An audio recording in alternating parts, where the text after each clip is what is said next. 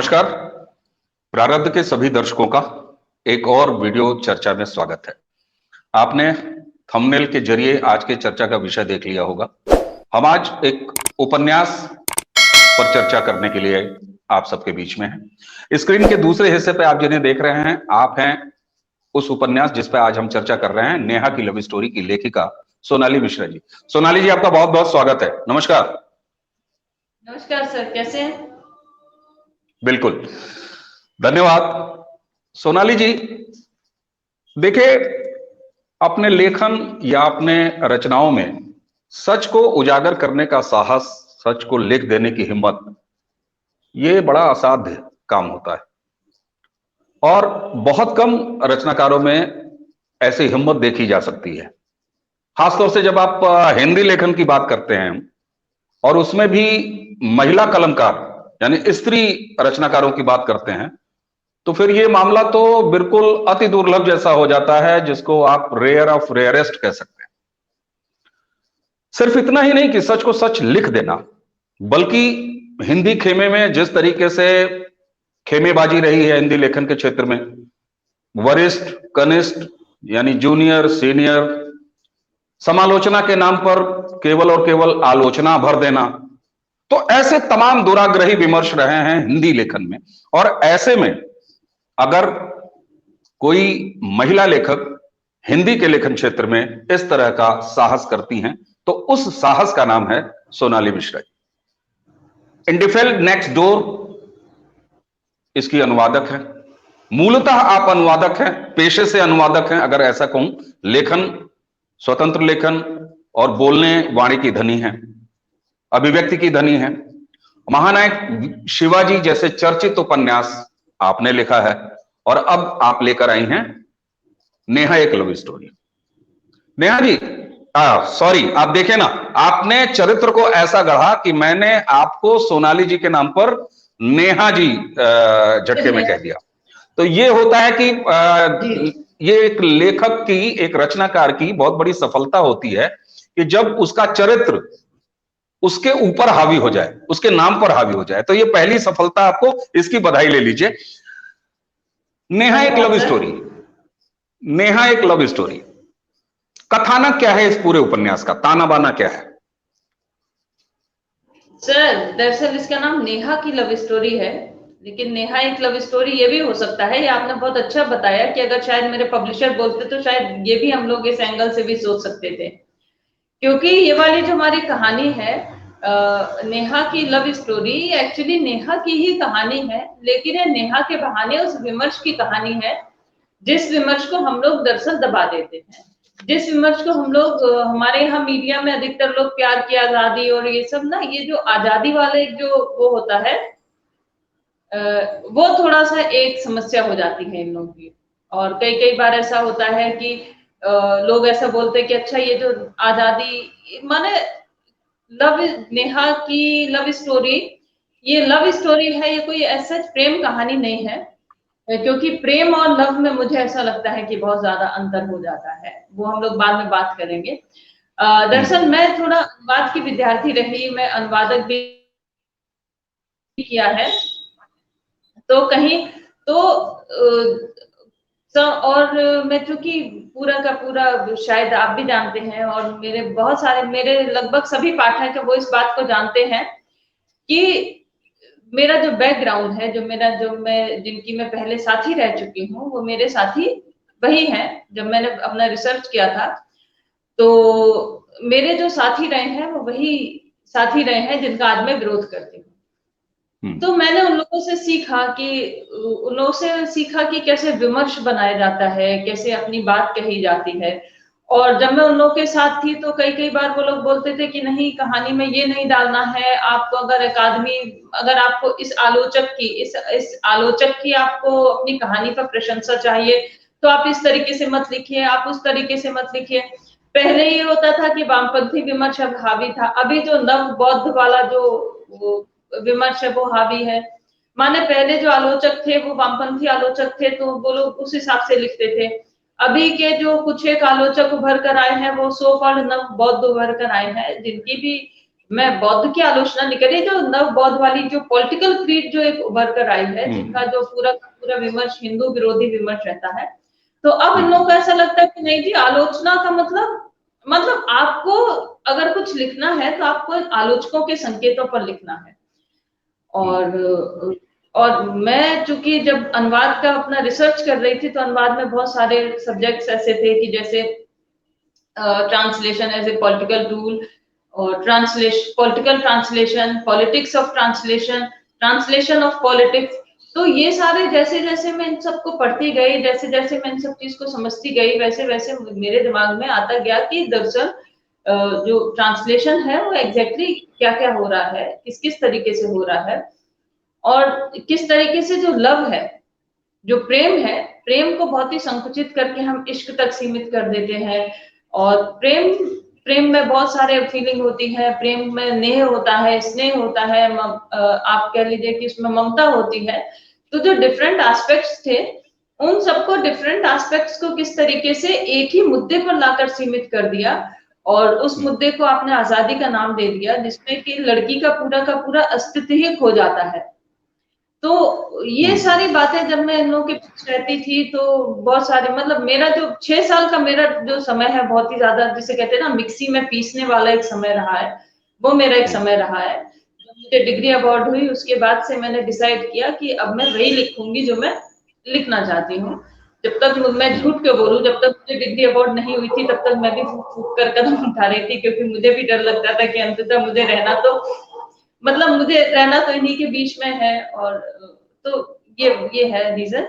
तो नेहा की love story दरअसल एक लव स्टोरी है कि किस तरीके से हम लोग, जैसे ट्रांसलेशन कल्चरल जेनोसाइड का एक टूल है।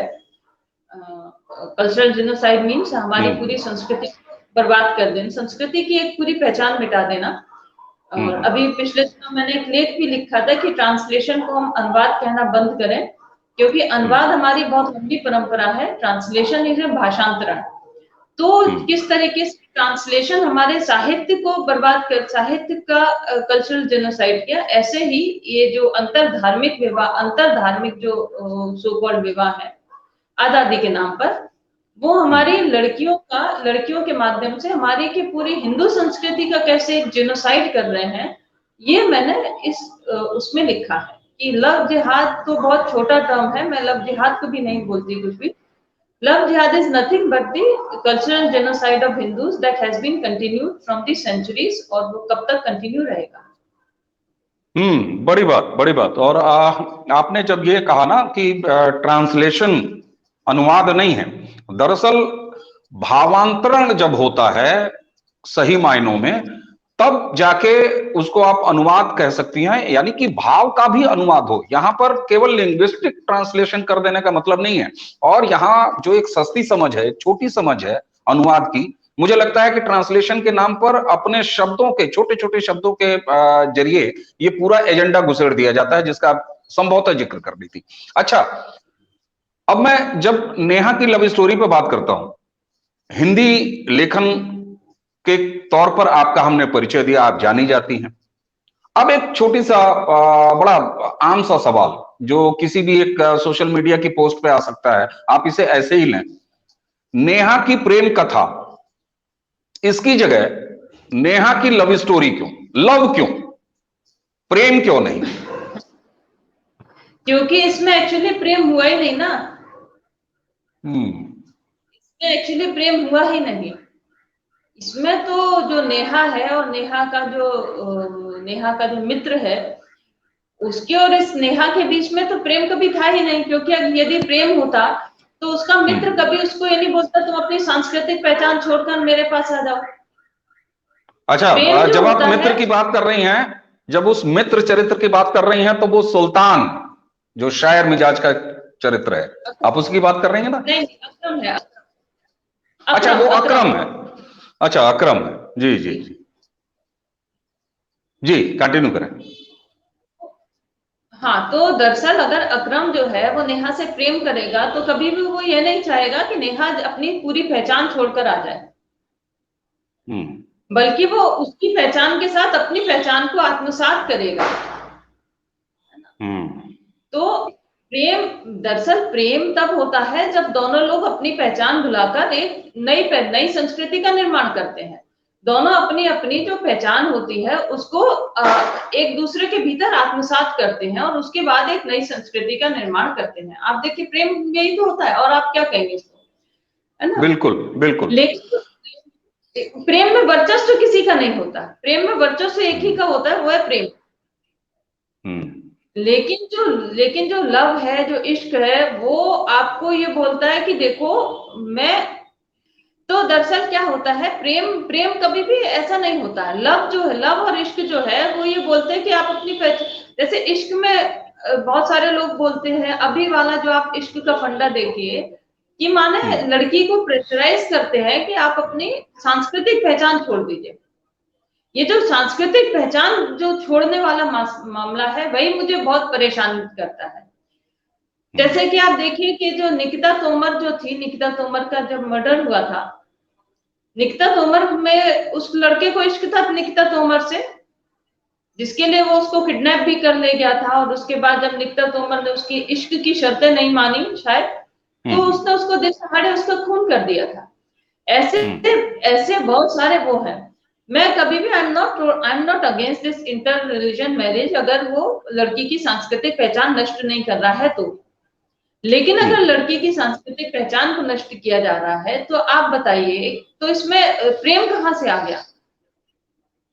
मेरे हिसाब में बिल्कुल। अब बिल्कुल बिल्कुल ये बात समझ में आ जाती है, ये बात बिल्कुल सर्वग्राही हो जाती है जिस तरीके से आपने इसको विश्लेषित किया कि जब वहां पर प्रेम है ही नहीं, तो फिर उस पूरे कथानक का शीर्षक जो है उसमें प्रेम क्यों?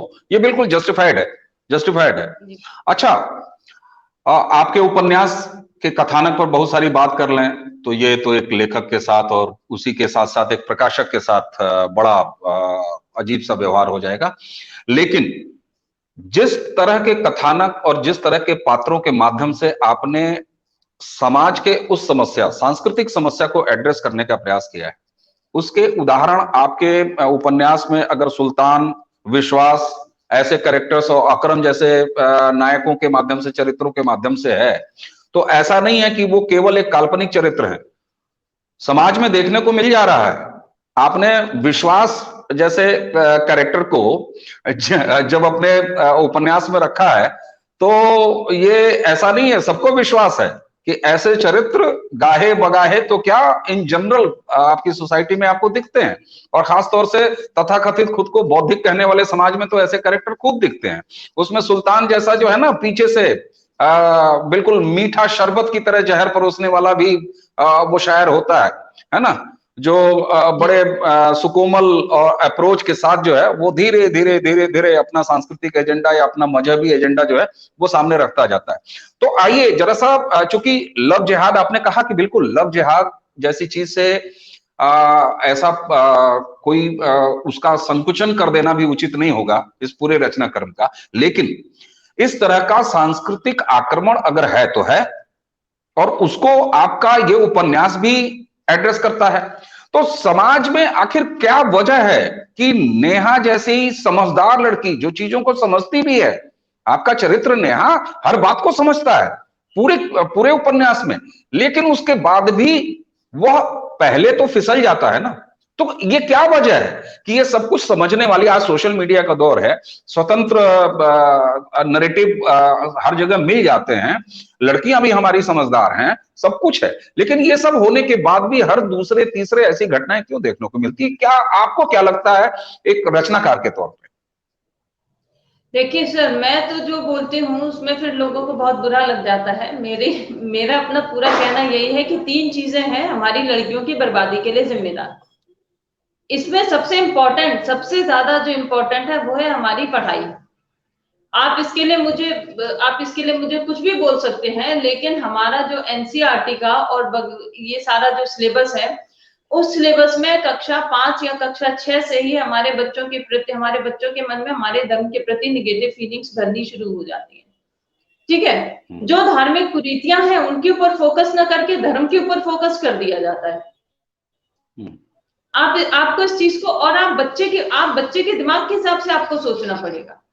आप सोचिए, जैसे मेरी बेटी है मेरी बेटी अभी कक्षा 6 में है ना। और मेरी बेटी मेरा बेटा जब पैदा हुआ था तो उसके ऊपर बहुत कम खर्चा हुआ था। वो बेचारा ऐसे सोसाइटी वाला जो हॉस्पिटल है वहां पर पैदा हो गया था। और जब मैं उसका बिल लेकर अपने ऑफिस गई थी तो मैंने उनको बोला था, सर इतना बिल हुआ है। तो लिटरली उन्होंने बोला था, बस इतने में आपकी सिजेरियन डिलीवरी हो गई और ये सारा खर्चा हो गया। मैंने कहा हाँ। तो कहते कि नहीं, ये तो होना, ऐसा तो नहीं हो सकता था। तो और हमारे यहाँ जो हिजड़े थे वो भी 10,000 रुपए ही लेकर गए थे, बेटा हुआ था तब की बात मैं आपको बता रही हूँ। लेकिन जब हमारी बेटी हुई तो हम लोग बड़े हॉस्पिटल में गए, क्योंकि मुझे लग रहा था कि मेरी बेटी होने वाली है। तो मैं चाहती थी कि मेरी बेटी का स्वागत एक बहुत मेरे मतलब और उसके बाद हम लोग जो हमारा इस बार जो बिल बना था वो बिल ऐसा था कि मेरे ऑफिस वालों को लगा कि हाँ भाई इतना ही बिल आता जो हॉस्पिटल का था।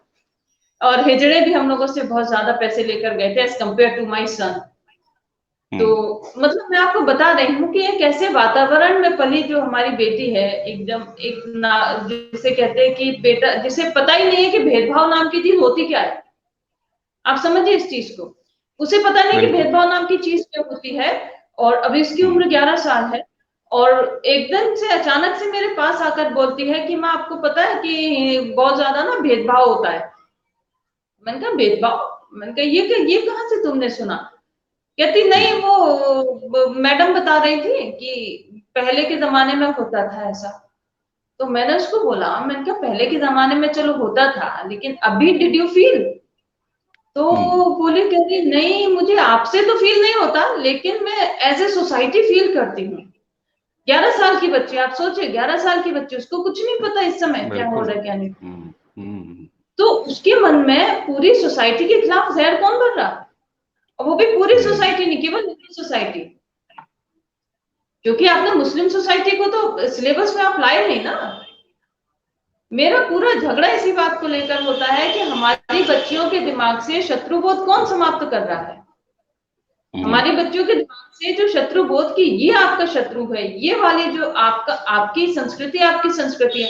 जब हमारी बच्ची को 11 साल की बच्ची है, उसके मन में संस्कृति को लेकर, मतलब वो भी ऐसे परिवार में जन्म लेकर आई है जहां पर उसे लिटरली नहीं पता कि भेदभाव क्या होता है। मतलब भेदभाव नाम की चीज हमने अपनी पीढ़ी में नहीं देखी तो उस बच्ची को होगा। हमारे यहाँ तो हमारी दादी भी कभी कभी देशी घी की, कभी कभी क्या समटाइम हमारी दादी देशी घी की पूड़ी खिलाती थी हमें कि लड़की को आगे जाकर शारीरिक बहुत उसकी जरूरत पड़ेगी, लड़की के पालन पोषण में कुछ कमी ना हो जाए। मतलब हम एक ऐसी और वहां पर आकर पुस्तकें क्या हमारे बच्चों के दिमाग में जहर भर रही है। तो मेरी जो पहली पॉइंट है, वो सबसे बड़ा पॉइंट यही है सर कि सबसे बड़ा दुश्मन हमारे बच्चों की ये जो सो कॉल्ड आधुनिक जो ये पूरा सिलेबस है, वो सबसे बड़ा दुश्मन है। बच्चे के मन में कन्यादान को लेकर अजीब सी फीलिंग भरी जाती है। बच्चे के मन में आपकी सारी परंपराओं को लेकर फीलिंग भर दी गई गलत। तो इसमें बच्ची, आप बताइए, अगर बच्ची सोचेगी कि हमारी होली खराब है, हमारा कन्यादान खराब है, हमारी दीपावली से पॉल्यूशन होता है, अल्टीमेटली जो बच्चे को जो स्पिरिचुअल एक कंसोलिडेशन चाहिए वो कहाँ से मिलेगा आप बताइए? क्योंकि उसका हिंदू धर्म तो खराब है, उसका हिंदू धर्म तो उसके सिलेबस के अकॉर्डिंग खराब है ना। और हमारी फैमिलीज इतनी न्यूक्लियर फैमिलीज हो गई है कि परिवार के पास समय नहीं है अपने बच्चे को कुछ देने का। हाँ, मैं यहीं आ रहा था। मैं सर परिवार को भी दोषी नहीं ठहराती, क्योंकि जो वो पीढ़ी है वो भी तो बेचारी उसी सिस्टम का शिकार है। हाँ बिल्कुल। ये मानते हुए कि ये संक्रमण उस पीढ़ी में भी है जो आज गार्जियन है, जो आज अभिभावक है, जो माँ बाप हैं, जिस पीढ़ी से हम आप ताल्लुक रखते हैं। और बल्कि हम आप नहीं, हमारे आपके ठीक पीछे वाली पीढ़ी तो और भी ज्यादा पाखंडी शुद्धतावाद में डूबने को अभिशप्त रही है, मेरा ऐसा मानना है। लेकिन जब आपने बात की ना स्कूलिंग की, उस बात से पूरी तरह सहमत, और वो जगजाहिर है इस तरह का एजेंडा रहा है और अभी भी है। इस पर कब काम होगा, कितना काम हुआ है, काम हो भी रहा होगा, हो रहा है। पिछले 8-1 सालों में जब एक राजनीतिक बदलाव इस देश में आया तो ये उम्मीद अब और बढ़ जानी चाहिए और बढ़ चली है कि कुछ सांस्कृतिक पुनरुत्थान का भी काम होगा, इनरिचमेंट का भी काम होगा। और वो दिखेगा, कब दिखेगा ये अलग इशू है। लेकिन जब आपने बात की ना कि स्कूल, शिक्षा, किताबें, बच्चा स्कूल में एक अच्छा खासा समय बिताता जरूर है, घंटों का, लेकिन उस 24 घंटे का एक बड़ा हिस्सा वो अपने घर परिवार में बिताता है।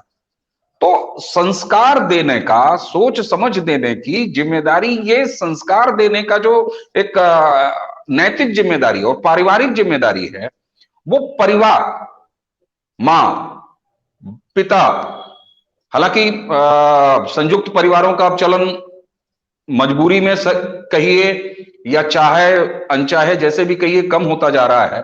तो ऐसे में मैं दादा दादी, चाचा चाची, बड़े पापा, बड़ी माता, इनकी बात अभी ना करूं, तो भी अगर एकल परिवार की भी बात कर लें, माइक्रो फैमिली की भी बात कर लें, तो परिवार की कितनी जिम्मेदारी है और वो कितना निभा पा रहा है संस्कार देने की। सर वो आप बताओ, जो हमारी वाली पीढ़ी या फिर जो मतलब मैं अपनी पीढ़ी की बात करूंगी, या हमसे जो 5-6 साल बड़ी वाली पीढ़ी है, उसका दिमाग, उसका जो माइंड है वो इतना पॉल्यूशन से भर चुका है। आप चाहे फिल्में देख लीजिए, मैं कहती हूँ कि कोई भी लड़की खुद नहीं बोलती कि माँ हमें शाहरुख खान की मूवी दिखाओ। आप बताओ कौन सी लड़की है जो बोलती है? हम ही अपनी बच्चियों को धकेलते हैं ना, देखो शाहरुख खान कितना अच्छा एक्टर है, देखो देखो देखो कितना अच्छा एक्टर है। मतलब बच्चे को फिल्मों की तरफ कौन धकेल रहा है? मेरा पूरा का पूरा टारगेट, अब मैंने पूरे उपन्यास में यही बात लिखी है, जो नेहा है वो इन सबसे इसलिए बाहर आ सकी क्योंकि उसकी माँ ने उसको गणेश जी की प्रतिमा दी थी कि कुछ भी समस्या आए तो इनसे पूछना। बहुत बड़ी बात। माँ जो है, माँ अगर मैं इस पूरे उपन्यास में मैंने सफल दाम्पत्य किस तरीके से आपके बच्चे के व्यक्तित्व का निर्माण करता है, किस तरीके से और जो हमसे भी बड़ी वाली पीढ़ी थी सर, वो तो बेचारी और भी ज्यादा जहर का शिकार थी, क्योंकि अभी तो लोग तब भी नई चीजों को देख रहे हैं, उनके सामने बहुत सारे ऑप्शन है, रोजगार के बहुत सारी चीजें हैं। हाँ, मैंने लेकिन कहा, मैंने यही बात कही, बिल्कुल बिल्कुल। उससे जो बड़ी वाली पीढ़ी थी वो ज्यादा विषक्त थी इस बेचारे श्राप को सहने के लिए, क्योंकि उनके पास ऑप्शन नहीं था। क्या था? या तो वकील बन जाइए, या ये बन जाइए, या वो बन जाइए। और एक बेहद षड्यंत्र के चलते, मैं इसको एक्चुअली एक बहुत बड़ा दूसरा भी षड्यंत्र मानती हूँ कि एक बहुत बड़े षड्यंत्र के चलते हमारे जो सांस्कृतिक रोजगार थे, जैसे कि आप लोहार समझ लीजिए, जैसे कि आप नाई का व्यवसाय समझ लीजिए, है ना, जैसे उसको वो सारे धीरे धीरे करके एक प्रॉपर वामपंथी, एक जिसे कहते हैं ना कि नौकरी नौकरी नौकरी वाला एक जो वामपंथी एक जो एजेंडा है, उसके चलते आपने हमारे हिंदू युवाओं से, या वो पूरा कल्चरल जो एक एक होता है कल्चरल एम्प्लॉयमेंट, है ना, तो कल्चरल एम्प्लॉयमेंट आपने पूरा छीन लिया। तो जो बच्चा नौकरी के लिए बना ही नहीं है, वो बच्चे को आपने एम्प्लॉयमेंट, कल्चरल एम्प्लॉयमेंट जब आप उससे छीन के आप उसको सरकारी एम्प्लॉयमेंट में डालोगे, तो अल्टीमेटली उसके भीतर से कुंठा जन्म लेगी, और वो कुंठा किसी भी स्वस्थ पीढ़ी का निर्माण नहीं कर सकती। आप ये मानकर चलिए, जैसे मेरे भीतर कभी नौकरी के कीटाणु थे नहीं, मैं आपको सच बताती हूँ, मेरे भीतर कभी नौकरी के कीटाणु नहीं थे, और मेरे घर वाले चाहते थे कि मैं लाइब्रेरियन का कोर्स कर लूं, या फिर होम साइंस से बीएससी कर लूं, या फिर मैं बीएड कर लूं, माने किसी तरीके से अपनी लाइफ सेट कर लूं। तो मैं सबको बोलती थी कि मतलब मुझे अपनी लाइफ सेट ही नहीं करनी, क्योंकि किसी की लाइफ सेट नहीं है यहाँ पर। और ये जो लाइफ सेट करने वाले फंडे के चक्कर में हमसे जो बड़ी पीढ़ी थी, उसकी जिंदगी का जो नरक किया है, उस नरक के लिए कौन दोषी है? और अल्टीमेटली वही सारी कुंठा आप देखो नीचे बच्चों पर निकलती है, क्योंकि हमारे यहाँ। और उसके बाद में सर देखिए, इसको हम अगर मैं और भी ज्यादा क्रूड शब्दों में बोलूं, बिल्कुल, तो जो दाम्पत्य जीवन होता है वो एक जो सोसाइटी, एक जो व्यवस्था से कुंठित पुरुष है ना, वो किस प्रकार से एक स्वस्थ स्त्री को भी कुंठा दे सकता है, और वो सर कैसी संतान पैदा करेंगे? आप खुद सोचिए इस चीज को। मतलब आप इस चीज को बहुत, जो हम लोग कहते हैं ना, ये बहुत छोटा मोटा मामला नहीं है। जब मैं इसे कल्चरल जेनोसाइड बोलती हूँ, so it actually belongs to our cultural employment also. Exactly. जो नाई का व्यवसाय है, जो हमारे यहाँ शादी ब्याह में जो नाई, जो हमारे यहाँ नगुएं आती थी, जो हमारे यहाँ पूरा एक, it is actually cultural destruction. हमारे यहाँ मालिन्य होती थी, हमारे यहाँ जो फूल लेकर आते थे, जो जो शादी ब्याह होते थे, वो केवल एक शादी ब्याह माने नाचना नूचना नहीं होता ना। अब हम सब जानते हैं कि उसमें नाई को भी व्यवसाय मिल रहा है। जो हमारे व्यवसाय थे, उस व्यवसाय को आपने तोड़ मरोड़ के पूरी तरीके से नष्ट करके नौकरी नौकरी नौकरी के चक्कर में हमारी पूरी पूरी की पूरी पीढ़ियां बर्बाद कर दी। एंड फ्रेंकली स्पीकिंग, जो हमसे वाली पीढ़ी थी, उससे भी वाली पीढ़ी, वो सबसे ज्यादा कल्चरली डिस्ट्रॉयड पीढ़ी थी। मतलब अगर मुझे वो लोग क्षमा कर सकें तो जैसे हमने अपने भी घरों में देखा कि उन लोगों का सारा फोकस बेचारों का यही रहता था कि नौकरी कर लो, लाइफ सेटल कर लो, नौकरी कर लो, लाइफ सेटल कर लो। मैं कई बार बोलती थी, माँ लाइफ सेटल मुझे नहीं करनी, अपनी लाइफ सेटल भगवान के लिए मुझे छोड़ दो, मेरी जिंदगी के साथ मत खेलो, मेरी लाइफ सेटल मत करो, बस और कुछ भी कर दो आप, लेकिन मेरी लाइफ सेटल मत करो। उस लाइफ सेटल होने के चक्कर में क्या होता ना कि आपके पीछे, मतलब घर वालों की मंशा बुरी नहीं है, लेकिन वो फिर अच्छा अच्छा अच्छा नौकरी नहीं करनी, चलो इस लड़के से शादी कर लो, अच्छा उससे शादी कर लो। माने आप क्यों शादी करना चाहते हैं? मैं कई कई बार क्वेश्चन करती हूँ लोगों से, आपको क्यों शादी करनी है, आपको क्यों बच्चे पैदा करने हैं, आपको क्यों नौकरी करनी है? इसका क्लियर कॉन्सेप्ट तो आपके मस्तिष्क में होना चाहिए ना। तो ये जो हमारा कल्चरल एम्प्लॉयमेंट छीन लिया, कल्चरल एम्प्लॉयमेंट छीनना लव जिहाद का सबसे बड़ा कारण है, सबसे बड़ा।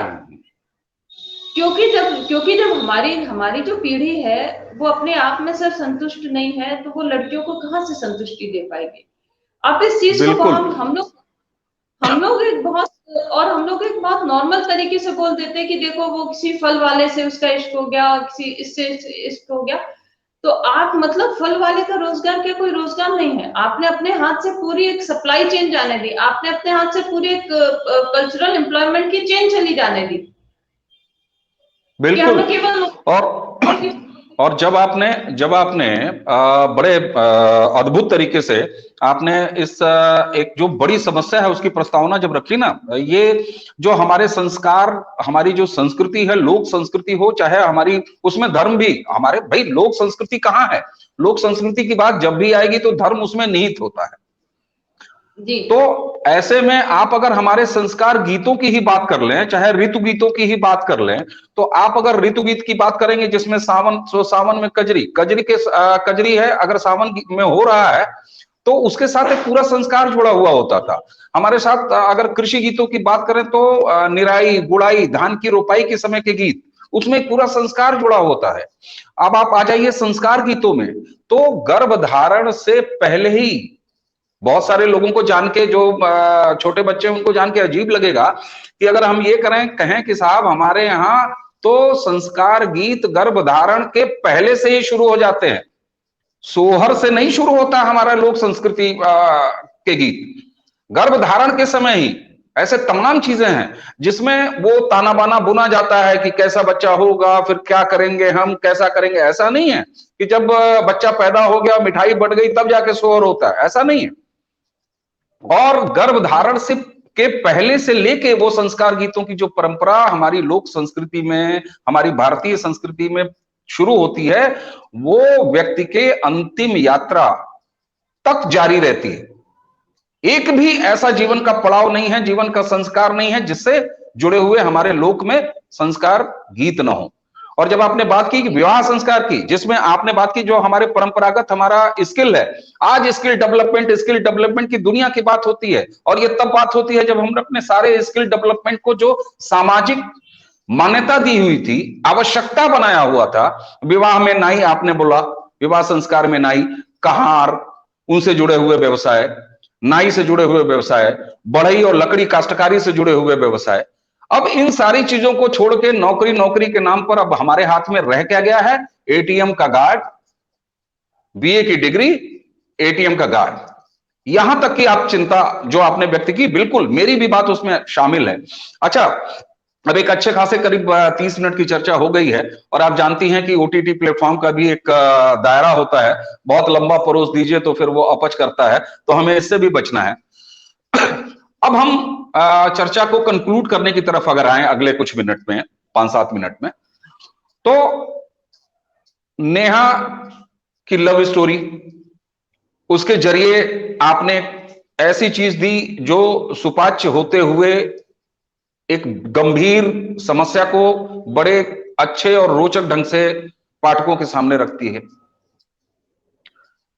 संस्कार की बात हम लोगों ने कर ली, स्कूल की जिम्मेदारी तय कर ली, परिवार की जिम्मेदारी तय कर ली, समाज की क्या जिम्मेदारी?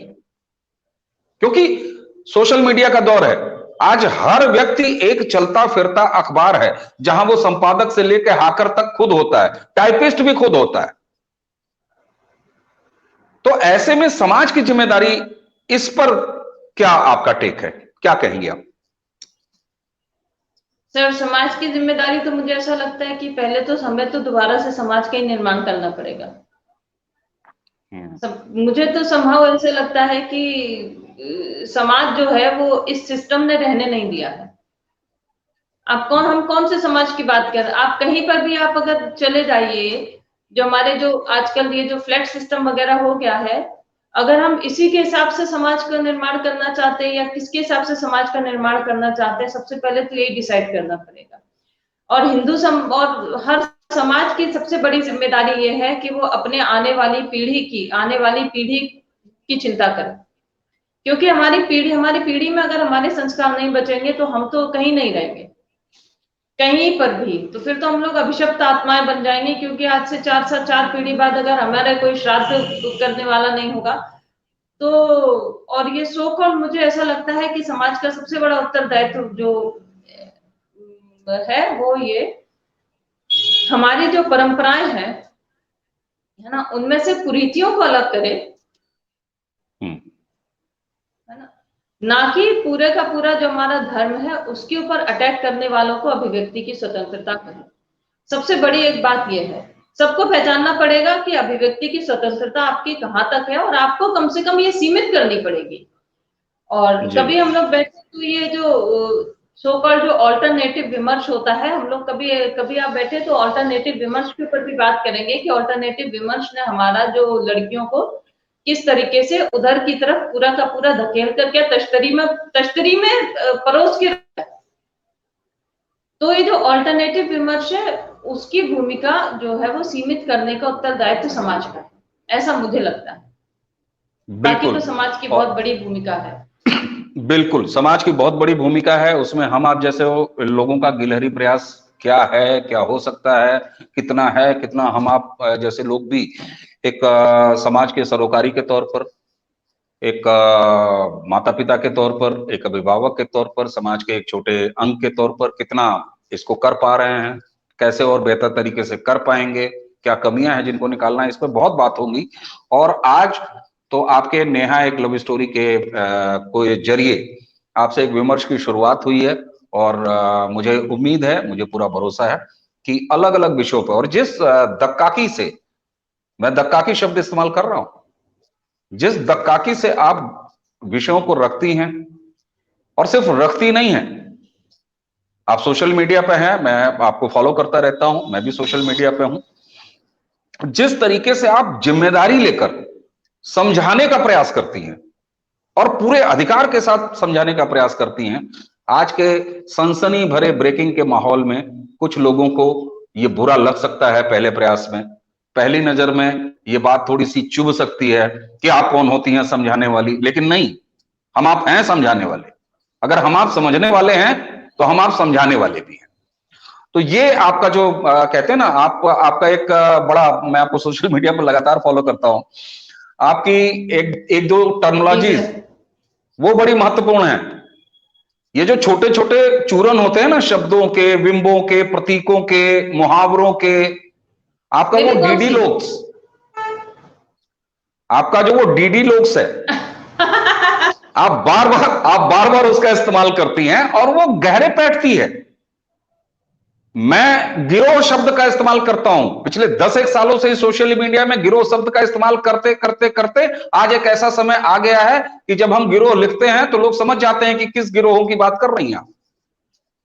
तो ये चूंकि बहुत ज्यादा लोगों के पास समय नहीं है, या एक सकारात्मक पक्ष ये भी है कि सूचना की इतनी ज्यादा बाढ़ आई हुई है ना कि उसमें से कौन सा गंदगी बह के जा रही है और कौन सा कीमती सामान भी बह गया जिस पे हम ध्यान ही नहीं दे पाए, तो ये खतरा भी रहता है। लेकिन इसको लगातार करते रहना बहुत जरूरी है, और इसलिए आपको धन्यवाद देने और आपको नमस्कार करने, आज की चर्चा को विराम देने से पहले हम लगातार अन्य विषयों पर आपसे बात करते रहेंगे और आपको बराबर तकलीफ देते रहेंगे।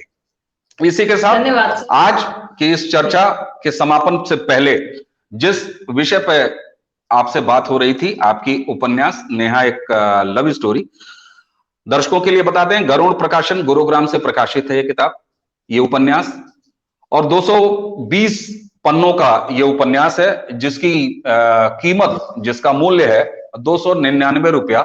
तो बाटा जैसी प्राइसिंग का ये जो तरीका है ना, 299 रुपया 95 पैसा।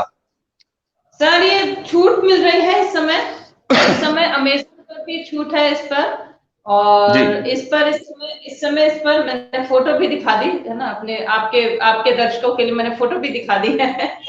और एक्चुअली इसमें सर अभी गरुड़ प्रकाशन की अगर वेबसाइट है उस पर भी छूट है अभी जी। अमेज़न पे भी ये किताब उपलब्ध है। हाँ सर, अमेज़न पर उपलब्ध है ये, अमेज़न का लिंक दर्शकों के लिए। हाँ, तो दर्शकों के लिए हम बता दें, इसी वीडियो चर्चा के जो डिस्क्रिप्शन है उस भाग में सोनाली जी के इस उपन्यास नेहा की लव स्टोरी, उसका अमेज़न का लिंक, प्रकाशक गरुड़ प्रकाशन की उस वेबसाइट का लिंक, और नेहा जी के सोशल हैंडल्स, चाहे वो फेसबुक हो चाहे ट्विटर हो, उनका भी लिंक इसमें उपलब्ध होगा। पेज का लिंक भी इसमें उपलब्ध होगा। और मुझे नहीं लगता कि ये जो आपने ना 299 MRP, इसको जब प्रबंधन के छात्र पढ़ा करते हैं 299, तो इसको हम लोग पढ़ा करते थे इमोशनल प्राइसिंग। तो ये प्राइसिंग का इमोशनल तरीका है जो कभी बाटा इस्तेमाल किया करता था, 299 रुपया 95 पैसा, है ना। तो वो 300 रुपये वाली फील नहीं आती। बिल्कुल। तो सोनाली जी बहुत रोचक रहा और बहुत कुछ ऐसा लग रहा है कि बाकी रह गया है आपसे बात करने को। तमाम विषय हैं जिस पे हम लगातार आपसे बात करते रहेंगे। आइए प्रारब्ध के दर्शकों का धन्यवाद करते हैं और आपका धन्यवाद करते हैं। प्रारब्ध के दर्शकों से हमारा अनुरोध एक बार फिर वही, अगर हमारे चर्चाएं, हमारे विषय आपको पसंद आते हैं तो आप इस चैनल को सब्सक्राइब कीजिए, लाइक कीजिए और सब्सक्राइब जरूर कीजिए, आगे जरूर बढ़ाइए। और साथ साथ में कमेंट्स पे पूरी स्वतंत्रता के साथ अपनी चॉइस रखिए, हमें सलाह दीजिए और हमें सुझाइए कि हम किन विषयों पर आपके लिए चर्चा करके ले जाएं। सोनाली जी एक बार नमस्कार और बहुत बहुत धन्यवाद आपको। धन्यवाद सर, बहुत बहुत धन्यवाद।